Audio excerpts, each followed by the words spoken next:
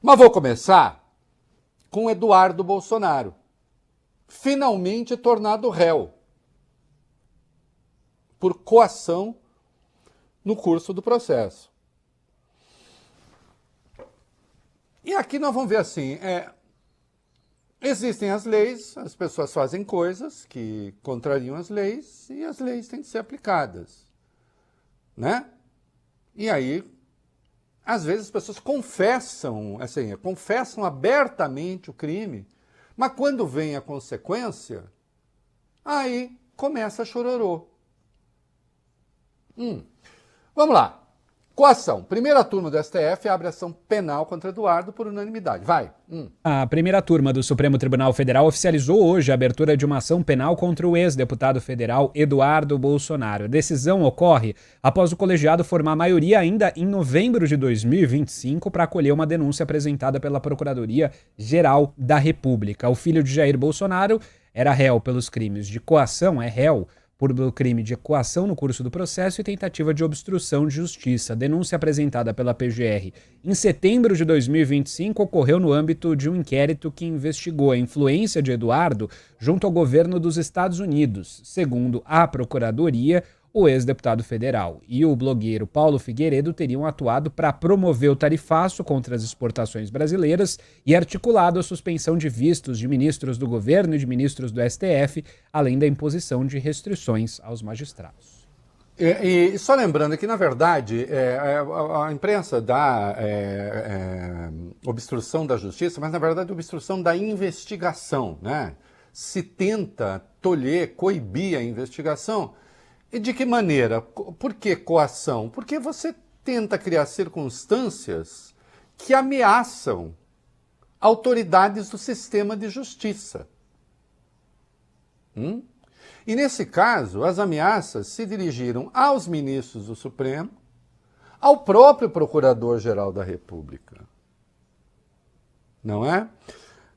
Isso é opinião sua. Não, nós vamos colocar vídeos aqui. O Eduardo não foi obrigado a fazer os vídeos que ele fez. Ele fez porque ele quis. Mas também, vejam só, eu tenho uma diferençazinha em relação... diferençazinha não, é uma diferença grande. Enorme. Enorme, lá das cavernas do Nhudo. Né? Quando o extremismo de centro da imprensa brasileira fica falando, não, o Eduardo atirou no próprio pé, o Eduardo atirou no próprio pé, veja só o que... Eu acho que o Eduardo queria isso.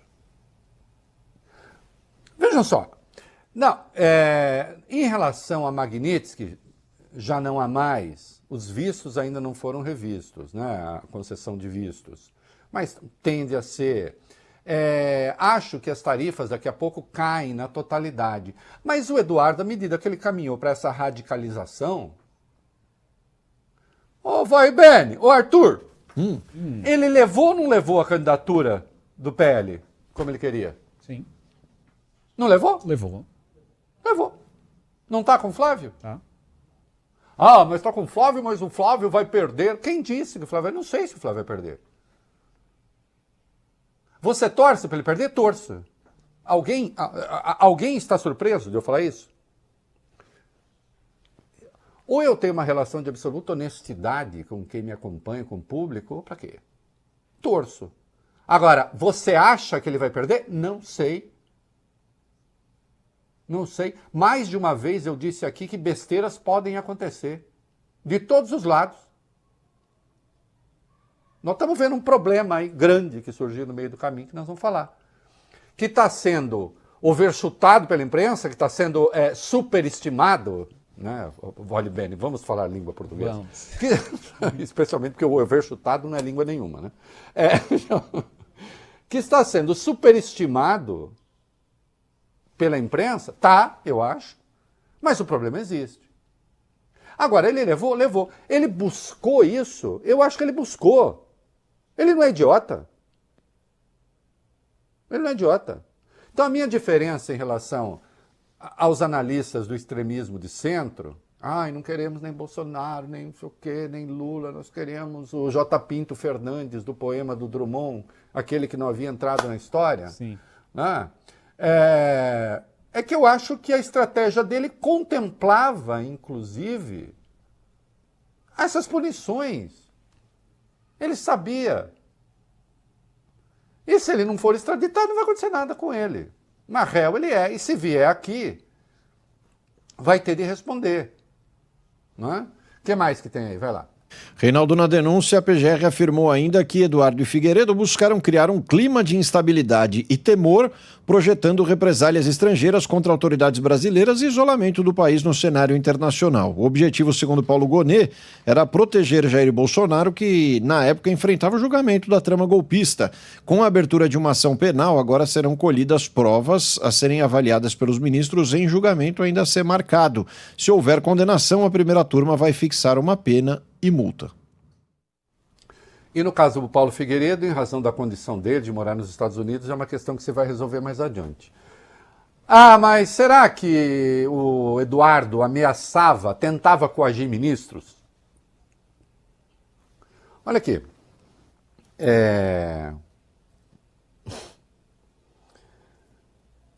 Vejam esse primeiro vídeo dele, do dia 11 de julho de 2025. Vai, solta aí. Alexandre de Moraes está com medo, Alexandre de Moraes está sem dormir, porque ele sabe que daqui a pouco vai vir a lei Magnitsky, e do jeito que o Trump não vai vir só nele, vai vir pegando, provavelmente, a esposa dele, o Fábio Shor e outros atores da Polícia Federal. Não sei, que agora está tudo na mão do Trump, e ele é imprevisível, talvez venha para cima do PGR, enfim. Agora a bola está do lado deles. O meu conselho é, se vocês querem realmente resolver o problema, ajam rápido. Façam a anistia ampla, geral e restrita. É a dica que eu posso dar. Aliás, esse vídeo é claríssimo. Vocês não querem ser punidos? Não, não era como ele falava. Tanto é que vocês vejam que as coisas mudaram e ninguém foi perguntar para ele se podia mudar ou não. Mas ele atuou para isso ou não atuou? E ele não impôs uma condição, Vale bem, Arthur? Não está claro aí? Uhum. Vocês não querem isso? Então, anistia ampla, geral e restrita. E no dia 20/7, tem ameaça ou não tem ameaça? Vai, fala. O ideal seria ele fora do STF. Trabalharei para isto também, tá, Moraes? Então, quando a gente fala que o visto foi só o começo, é porque o nosso objetivo será te tirar da corte. E, evidentemente, isso não se dirige apenas ao Alexandre, ficou claro também aos demais ministros, né? E no dia 24 de novembro? Fala, Eduardo, vai. Você vai sofrer muito mais, só está começando. Lei Magnitsky está muito aquém ainda da justiça ser feita. E os outros da Suprema Corte que se cuidem, por quê? Porque o Moraes pode dragá-los para o problema. Aí ameaça o Alexandre e aos outros.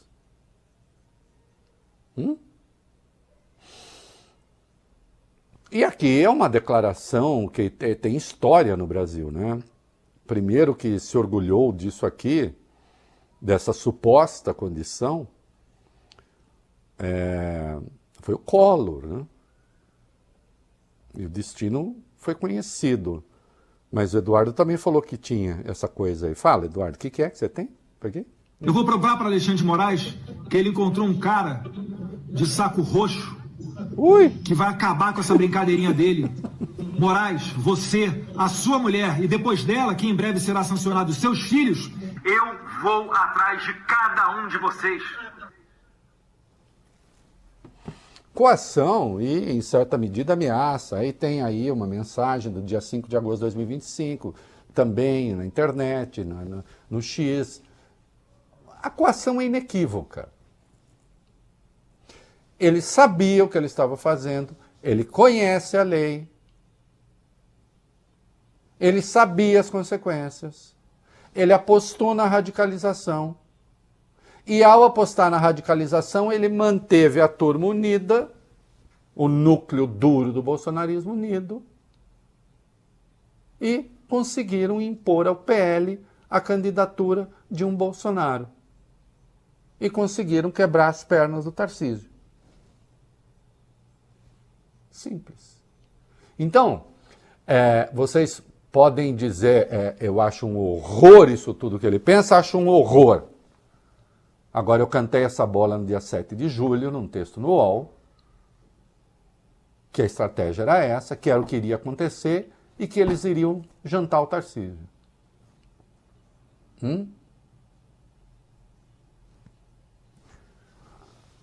Ele é réu agora por justos motivos e será condenado, porque o crime é evidente.